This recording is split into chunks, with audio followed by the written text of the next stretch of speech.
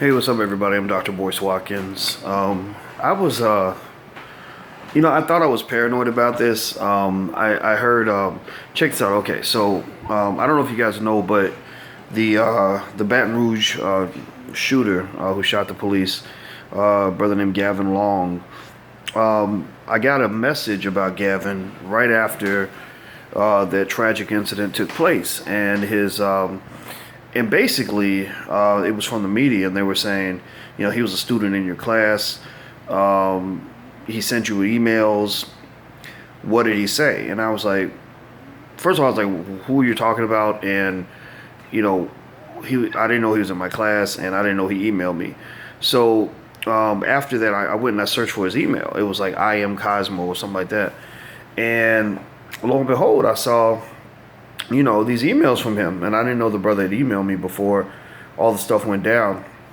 And as you know, I stand by what I believe. I'm not going to condemn him or anybody. It sounds like the brother had post-traumatic stress disorder, and may he rest in peace along with the officers who were affected. In fact, his mother said that he tried to get help, or she tried to get help or something from the VA, and the VA didn't want to help. So I think this really speaks to what we're doing to our country when we don't respect our veterans enough to get them what they need. Anyway, I didn't feel any reason for alarm because I didn't do anything illegal. I didn't know the brother. I found out later on that he did come to a book signing in Los Angeles. And that was when one of my assistants called me and told me about it. She said, "Yeah, I think you met that guy in L.A." And I was like, "Oh, that's right. I forgot about that."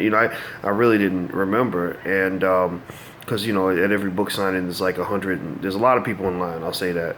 So anyway, I started hearing from people who other people who were connected, right? Who seemed to be connected because he emailed all these people. It's kind of funny, when something like this happens.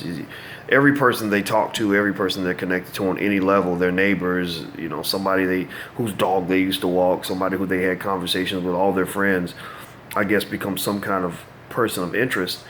And I heard Yurima Karama. He's a rapper and an activist and a spoken word artist out of Ohio. Yurima told me that he mentioned something about strange cars being parked outside his house. So I said, I wonder if I got any strange cars outside my house. So I looked outside and I saw a police car a few days ago, and I was like, okay, it's probably just a coincidence. The cop's just out there, whatever. And then day two, checked again, a police car. Different car, though. It was a different car. Day three, police car. Day 4, police car. Day 5, police. So here's what I'm talking about. Here's the cop car, and the thing about it is it doesn't look like there's anybody in it. So I don't think so. There's the car out there. It says Cook County Sheriff. I don't know if you guys can see it. And once again, there's a part of me that wants to believe that this is no big deal. Obviously, I'm sure I've been on some FBI lists for a long time, just because smart black men who aren't fearful, become a quote-unquote threat to national security. It is what it is. That comes with the territory. That doesn't bother me very much. But one of my police friends actually said that the cop car could be there for my protection, that maybe they got a threat that they didn't tell me about or something like that, which is like, whoa, this is interesting. But President Obama doesn't live too far away, so I'm thinking, he's clearly more interesting than I am. And Minister Farrakhan's not far away. So, that's a possibility too. I have no idea. All I know is that I will say this. I have noticed in the last 5 days since Gavin Long's death that there has been a police car in front of my house every day. And maybe I just never noticed before. Maybe they're there for another reason. Maybe it's a coincidence. Maybe they're there for my protection. I have no idea. I'm not gonna lie. I don't really trust the Cook County Police to protect me from anything. I'd rather just stay away from them, just because, unfortunately, you saw when that therapist got shot down yesterday with his hands in the air, laid on the ground, unarmed, and was trying to ask the officer to calm down, and they shot him. Just seriously. I don't know what the deal is with the police. I do think that I'm not sure if police brutality has gotten worse, but I think police tactics have gotten worse with all this military equipment, all that. All this goes back to the war on drugs. When they did that prohibition era and decided they wanted to attack black people under the guise of police authority and keeping the community safe. That's when all hell broke loose. That's when people stopped trusting the cops. But so personally, do I trust the cops? Not really. I mean, as many times as I've been pulled over for no reason and, just harassed and asked what you doing here, like ask questions that I know the cop didn't have a constitutional right to ask me.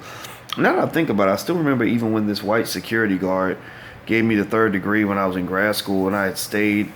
It's funny, now that all this stuff has happened, I'm thinking about all these weird experiences I had with cops. Good and bad. Not every experience with a cop has been bad. I don't dislike every cop I meet. You didn't give me a reason to dislike you. But I do remember maybe 4 or 5 times being pulled over where I really felt like they thought I was a drug dealer. But then when I was in grad school at the University of Kentucky, I used to spend the night in my office. I used to work really hard with that. I still do. I've always worked hard. If you don't work hard, then you're not going to accomplish anything. So get in the habit of working hard consistently and trying to work smart. But anyway, I remember in grad school, I would spend the night in my office, and a security guard came in and saw me in there asleep and gave me like all kinds of shit about it. And I just can't help but wonder if he would do that with the white guys, because the white guys would stay there all night, So I don't know what to think about that. But anyway, I'm about to get out of here. I just thought I would show you this cop car so I'm not making stuff up. And I'm literally just each morning going to check to see if it's out there. But there's nobody in the car though, so maybe you tell me if you think that it's not something I should be worried about or not. But the thing is, I'm always thinking about COINTELPRO and how there were things that they were doing in the 60s that we didn't know about for 20 years. And I feel like now I'm wondering, what are they doing in 2016 that we won't know about till 2036? I do wonder about that, but I don't know. Maybe I'm paranoid, so let me know. By the way, if you live in Houston, I'm coming to Houston. We're having our first annual Financial Juneteenth Film and Edutainment Festival in Houston. You can buy tickets at drboycehouston.com. That's drboycehouston.com. It's the weekend of July 29th. And basically, we sign people up digitally because we want you to be part of. We're giving you a free digital course to go with it, because we want it to be something that's lifelong learning, not just a fun weekend, a feel good weekend. You can buy tickets at the door. We probably won't have any tickets at the door because the tickets online are going really fast. So you should probably buy them online. Also, they're cheaper online, so we try to keep the cost low. We're going to show Hidden Colors 4. We're going to show Resurrecting Black Wall Street, the Blueprint. I'm also going to give 3 different lectures. One on how to make money on the internet. One on putting it into financial coonery. That's what I called it. How to support black business, support each other, and support black banks the right way. And then there's a 3rd one, and I have to look at what we have on the agenda. But anyway, long story short, it's going to be a lot of fun. It's going to be at the Shrine of the Black Madonna. So go to Dr. Boyce Houston if you want to go to that. Also, if you wish you could be there and couldn't be there, we do have other stuff online that you could check out. We have a Black Financial Leadership Program for children that your kids can apply for. Every child isn't ready for the program.